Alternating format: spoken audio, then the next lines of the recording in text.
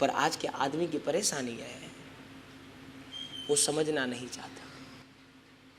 समझाने के लिए हर कोई तैयार है, हर कोई हमें समझाने के लिए तैयार है, अलग अलग एंगल से, अलग अलग माध्यम से, अलग अलग तरह से हमें समझाने के लिए हर कोई तैयार है। लेकिन हमारी परेशानी है हम समझना नहीं चाहते।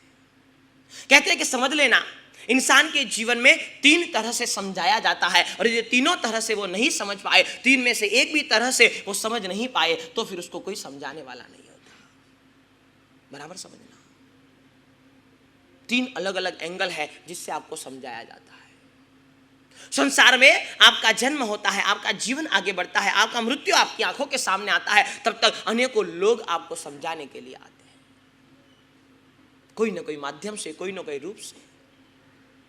पता नहीं कौन से रूप में कौन आकर के आपको क्या समझा दे। कई बार ऐसा होता है कि हमारे ऊपर हजारों प्रवचन की असर नहीं हो पाती, लेकिन एक ऐसा गलत अनुभव, एक ऐसा कटु अनुभव, एक ऐसा खराब अनुभव हमारे जीवन का होता है, हमारी समझ जागृत हो जाती है।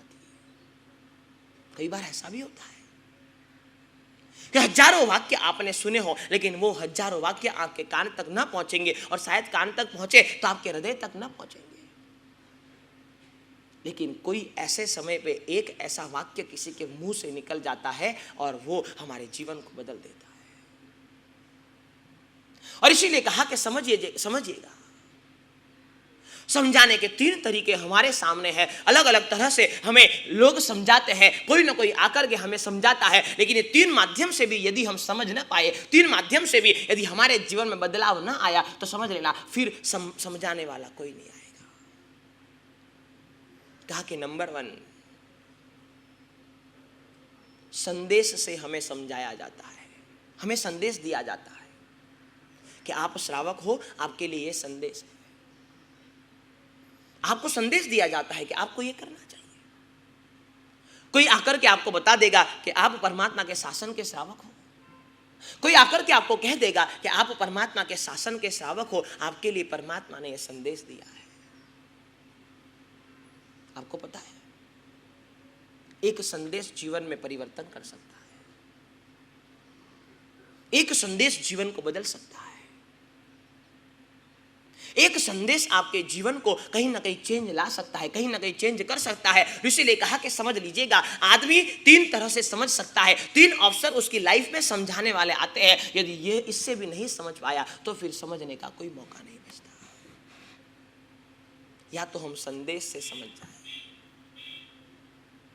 आप किताब पढ़ ले, आप शास्त्र पढ़ ले, शास्त्र हमारे लिए संदेश है।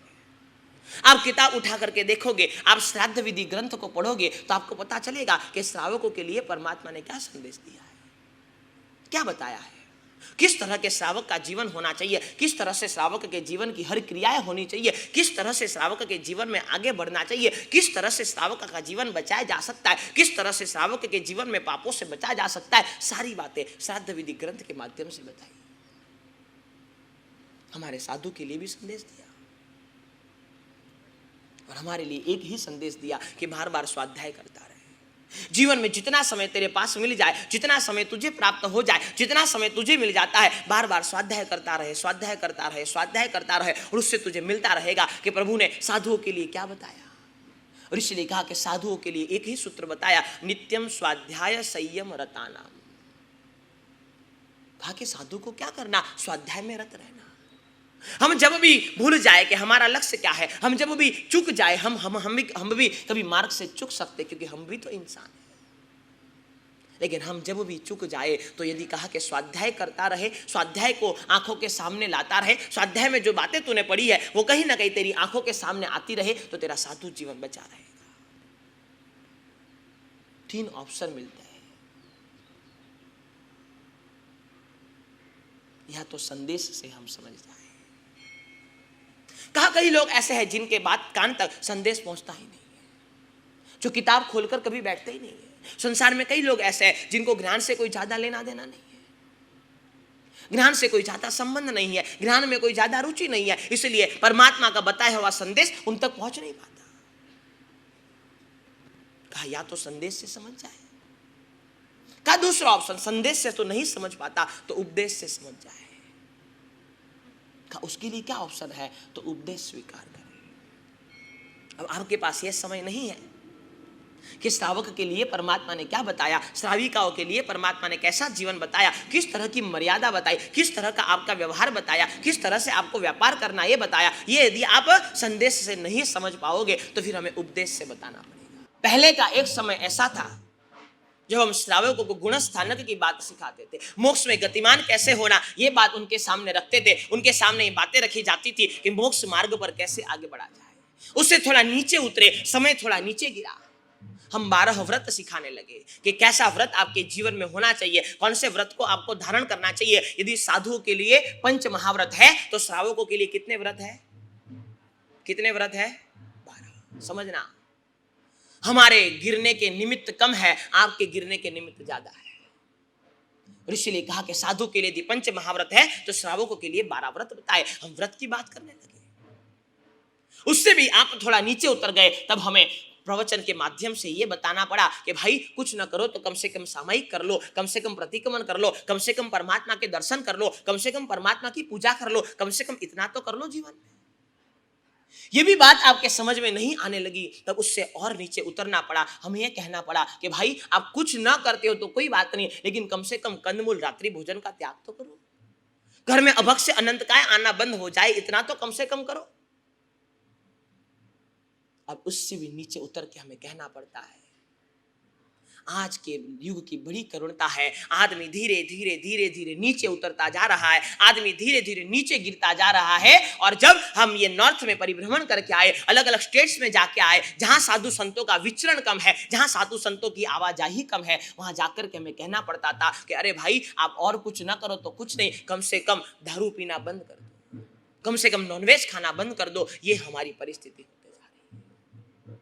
हमें धीरे धीरे नीचे उतरता जाना, धीरे धीरे हमें नीचे उतरते हुए आपको एक एक चीजें समझानी पड़ रही है। लेकिन पहले के समय में ऐसा नहीं था। पहले के समय में बात यह थी कि मूलभूत सिद्धांत तो आप अपने आप से समझ जाते थे, हमें समझाने नहीं पड़ते थे। ऋषि ने कहा कि समझना, या तो संदेश से समझ जाए, और संदेश से न समझ पाए तो कहां से समझे? उपदेश से समझे। कोई गुरु भगवान की वाणी आपके दिल को छू जाए, कोई शब्द आपके दिल को टच कर जाए, कोई शब्द आपके लिए हार्ट टचिंग हो जाए और फिर आपका जीवन बदल जाए, आपके जीवन में परिवर्तन आ जाए, ऐसा भी हो सकता है।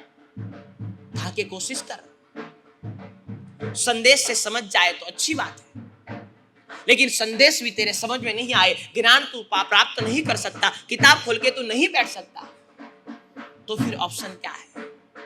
कहा कि तो फिर ऑप्शन है उपदेश से समझ जाए,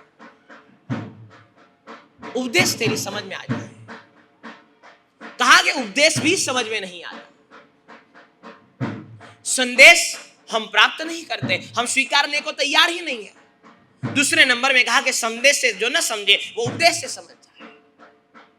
उपदेश भी हमारे मन में बैठता नहीं, हमारे जीवन में उपदेश का भी हम स्वीकार करने के लिए तैयार नहीं है। तब शास्त्रकार भगवान कहते कि तीसरी बात, या तो इंसान संदेश से समझ सकता है, या तो इंसान उपदेश से समझ सकता है, और कहा तीसरे नंबर में या तो इंसान आदेश से समझ सकता है, आदेश मिल जाए।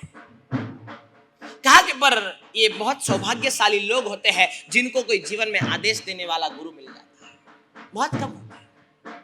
समझना, उपदेश देने वाले आपको जीवन में हजारों मिलेंगे, लेकिन आदेश देने वाले बहुत कम। बहुत कम ऐसे लोग होते हैं जो आपको जीवन में आदेश दे पाते हैं, आपको आदेश कर पाते हैं, और उससे भी आगे बढ़ के बहुत कम ऐसे होते हैं जो वह आदेश का स्वीकार कर पाते हैं। एक तो आदेश देने वाले कम होते हैं, और उससे भी आगे बढ़ के जो कमी है उसमें हमारी ये है कि आदेश का हम स्वीकार करने को भी तैयार हो जाए, वो भी बड़ी बात है। कहा 3 ऑप्शन है तेरे पास समझने के लिए, और यदि तीनों में से तू कुछ न समझ पाया, ना कुछ जान पाया, ना कुछ तेरे दिमाग में बैठा, ना कुछ तेरे दिमाग में उतरा, तो समझ लेना फिर तुझे समझाने वाला कोई समझाने वाला नहीं। या तो संदेश से तू समझ सकता है, या तो उपदेश से समझ सकता है, और या तो किससे? आदेश। मैं कहता हूं कि हम यदि जीवन में कोई आदेश देने वाला पाए, क्योंकि जब तक शिष्य की योग्यता न बन जाए, जब तक शिष्य योग्य न बन जाए, तब तक गुरु उपदेश देते, बराबर समझना। जब तक शिष्य योग्य न बन जाए तब तक गुरु उपदेश देते हैं, और जब शिष्य योग्य बन जाए तो गुरु आदेश देते हैं। अब समझ लेना कि आपके गुरु आपको उपदेश देते तो समझना हमारी योग्यता में अभी भी कहीं ना कहीं कमी है।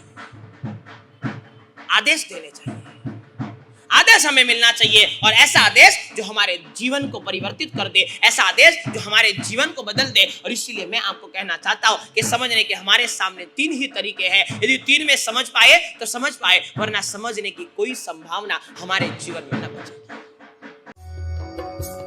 प्रेम, भक्ति, आराधना, प्रवचन के अद्भुत संगम से जुड़ने के लिए सब्सक्राइब करें गुरु प्रेम मिशन की YouTube चैनल को, और ताज़ा अपडेट के लिए बेल आइकन पर क्लिक करना ना भूलें।